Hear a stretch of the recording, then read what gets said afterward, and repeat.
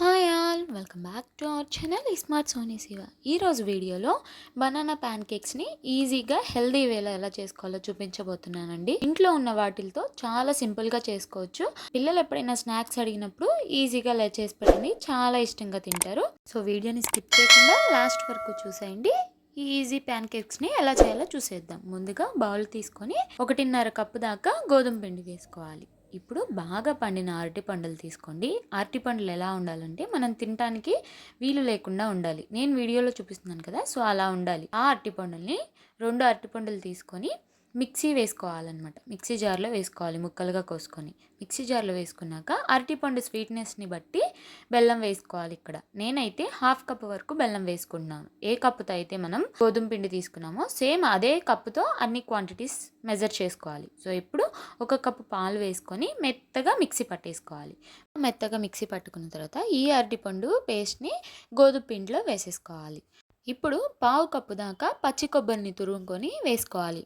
ఈ పచ్చి కొబ్బరి అనేది ఆప్షనల్ అండి, ఇష్టం ఉంటే వేసుకోవచ్చు, లేకపోతే స్కిప్ చేయొచ్చు. వేసుకుంటే టేస్ట్ బాగుంటుంది. సో ఇప్పుడు చిటికెడు సాల్ట్ వేసుకోవాలి. దీంట్లో ఇప్పుడు మనం సోడా ఉప్పు వేసుకోవాలి. కుకింగ్ సోడా అంటారు కదా, సో అది ఒక 1/2 టీ స్పూన్ వేసుకోండి. యాలకుల పొడి 1/2 టీ స్పూన్ వేసుకొని ఇవన్నీ బాగా మిక్స్ అయ్యేంత వరకు ఉండలేమీ లేకుండా మిక్స్ చేసుకోండి, విస్కర్తో కానీ స్పూన్తో కానీ. బేకింగ్ సోడా అయినా వేసుకోవచ్చండి, యాలకులకు బదులు వెనిలా ఎసెన్స్ అయినా వేసుకోవచ్చు. బట్ ఇవన్నీ అందరి ఇళ్ళలో ఉండవు కాబట్టి నేను వీటితో వేసి చూపిస్తున్నాను. ఇప్పుడు నేను వీడియోలో చూపిస్తున్న విధంగా బాగా మిక్స్ చేసుకున్న తర్వాత ఒక 5 to 10 మినిట్స్ పిండికి రెస్ట్ ఇవ్వండి. అప్పుడు పిండి బాగా ఆంతుంది. సో ఇప్పుడు నాన్ స్టిక్ ప్యాన్ పెట్టుకోండి, అప్పుడే మనకి అతుక్కోకుండా ప్యాన్ కేక్స్ అనేవి వస్తాయి. కొంచెం ఆయిల్ వేసుకొని టిష్యూ పేపర్తో రబ్ చేసేసుకోవాలి. రబ్ చేసుకున్న తర్వాత 1 గంట పిండి తీసుకొని దానిలో వేసేసుకొని కొంచెం లైట్గా స్ప్రెడ్ చేయండి, మరీ పల్చగా స్ప్రెడ్ చేయొద్దు. స్ప్రెడ్ చేసిన తర్వాత మూత పెట్టేసుకొని సిమ్లోనే ఒక 1/2 మినిట్ కుక్ అవనివ్వండి. తర్వాత 1/2 మినిట్ తర్వాత ఇలా బబుల్స్లా వస్తాయి, అప్పుడు దాన్ని తిరగవేసుకోవాలి. తిరగవేసుకున్న తర్వాత కూడా మళ్ళీ మూత పెట్టేసుకొని కొంచెం సేపు కాలనివ్వాలి. సో ఇలా కాలిన దాన్ని ప్లేట్లో వేసేసుకోవాలి. ఇలాగే అన్ని ప్యాన్ కేక్స్ని వేసేసుకోవాలి. ముందే చెప్తున్నాను, ప్యాన్ కేక్స్ అనేవి బాగా పల్చగా అయితే స్ప్రెడ్ చేయొద్దు, విరిగిపోతాయి పల్చగా స్ప్రెడ్ చేస్తే. ఇలా అన్నీ వేసేసుకున్న తర్వాత ఇలాగే చక్కగా సర్వ్ చేసుకొని తినేయచ్చండి. ఒకదాని మీద ఒకటి పెట్టుకొని తేనెతో ఫ్రూట్స్తో సర్వ్ చేసుకోవచ్చు.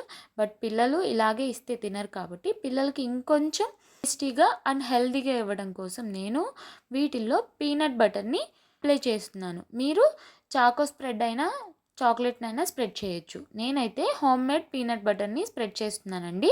ఈ పీనట్ బటర్ రెసిపీ వచ్చేసి ఆల్రెడీ మన ఛానల్లో పోస్ట్ చేశాను, దీని లింక్ డిస్క్రిప్షన్లో ఇస్తాను, వెళ్ళి చూసేయండి. సో ఇలా డోరా కేక్ లాగా పీనట్ బటర్ పెట్టేసి మధ్యలో మళ్ళీ దాని మీద ఇంకో ప్యాన్ కేక్ పెట్టేసి పిల్లలకి సర్వ్ చేసేయండి.